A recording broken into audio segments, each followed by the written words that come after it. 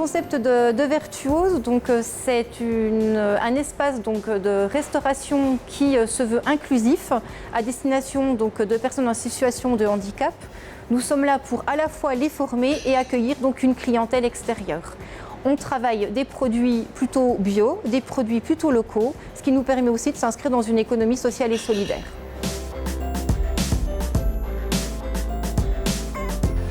Donc France Active Franche-Comté s'est rapproché de la communauté de communes et nous a parlé de ces restaurants Virtuose et on a décidé d'aller faire une visite. Alors le ressenti était très intéressant, surtout la rencontre d'une personne que j'appelle un humaniste qui était Pierre Horter.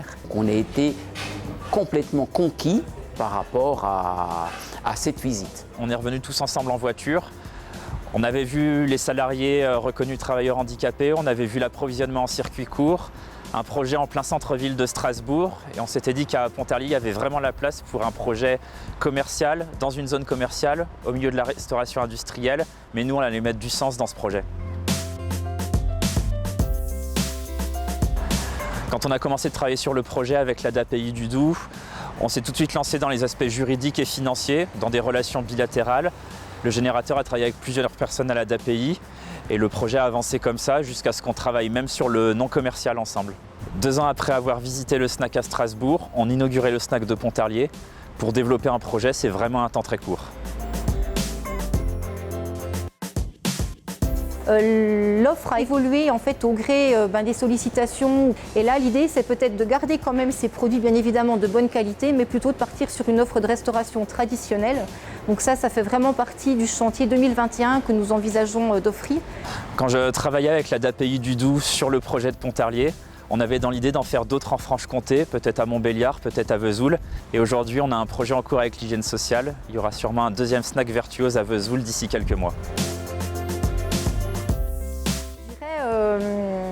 Du contentement, de la satisfaction, mais en même temps un petit peu d'inquiétude au départ pour savoir comment trouver sa place dans cette nouvelle configuration qu'allait s'offrir à eux. Je suis là depuis 3 ans à Virtuose. Je m'occupe de la salle, de mes clients, je fais la caisse, je partage bien avec mes collègues.